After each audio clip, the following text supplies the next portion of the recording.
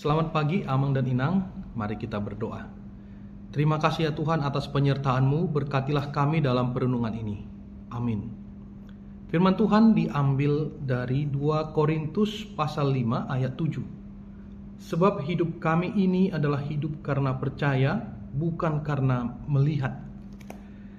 Dalam kehidupan kita, hal-hal yang bisa kita lihat, kita ukur, dan bisa kita prediksi, itu lebih membuat kita tenang dan yakin melangkahkan kaki menjalani hari-hari.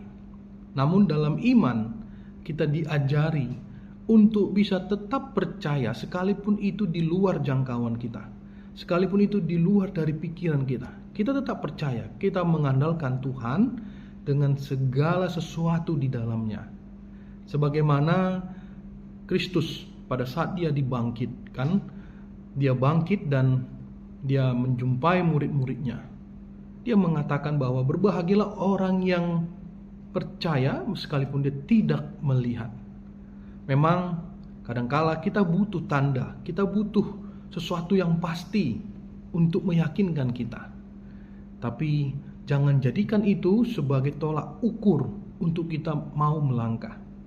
Di dalam kayu salib, kalau kita perhatikan tidak ada gagang, tidak ada pegangan.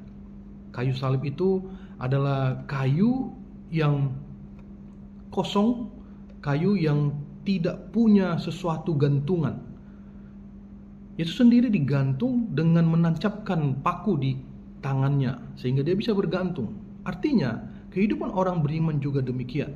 Di dunia ini tidak ada satupun yang bisa menjadi gantungan kita, apapun itu. Namun, ada satu yang pasti, kebenaran yang menjadi gantungan kita, tempat kita bersandar, yakni Yesus Kristus. Inilah pesan firman Tuhan hari ini. Kita tetap percaya, kita hidup dalam percaya kita, bukan karena melihat. Memang orang Kristen mengenal mujizat, mengenal sesuatu karya yang besar, yang melampaui akal.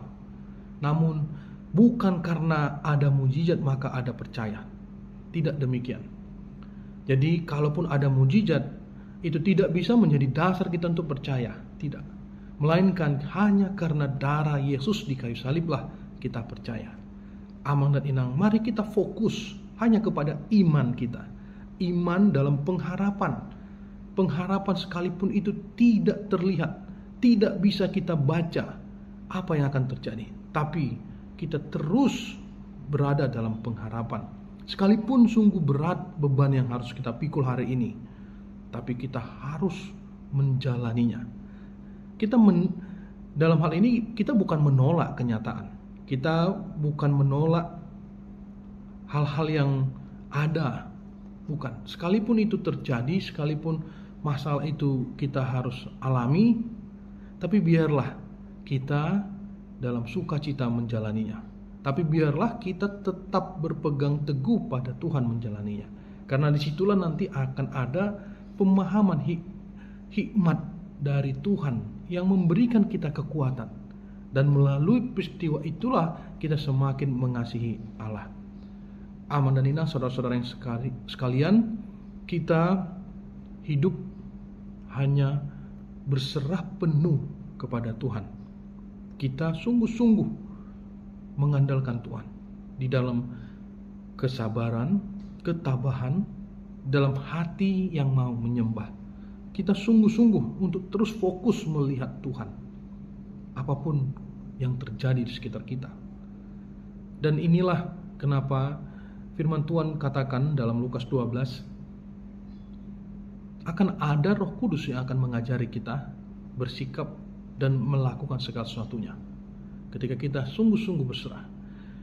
Firman ini juga mengajarkan kita supaya kita memikirkan ulang di dalam setiap masalah kita, melihat dulu ke belakang. Kita flashback ke belakang. Bukankah Tuhan menyertai kita? Bukankah Tuhan menunjukkan kasih setianya? Maka demikianlah juga Tuhan masih menunjukkan kasih setianya hari ini dan besok, nanti, selamanya kasihnya tetap ada dalam hidup kita. Maka mari kita tetap percaya, kita sungguh-sungguh percaya, sekalipun kita belum bisa melihat hasilnya, apa yang akan terjadi. Karena itulah iman yang sejati. Iman di mana kita berjalan di lorong yang gelap, tapi kita tetap bisa melangkahkan kaki dengan keyakinan dan keberanian. Apapun hari ini beban hidup kita tetap pegang firman Tuhan. Kita tetap percaya kepada Tuhan. Karena semua beban hidup sudah diselesaikan Tuhan di kayu salib melalui darahnya. Amin. Kita berdoa. Terima kasih Tuhan atas firman-Mu. Berkati kami dan berikan kami tuntunan kekuatan, sehingga kami bisa tetap percaya sekalipun tidak melihat. Amin.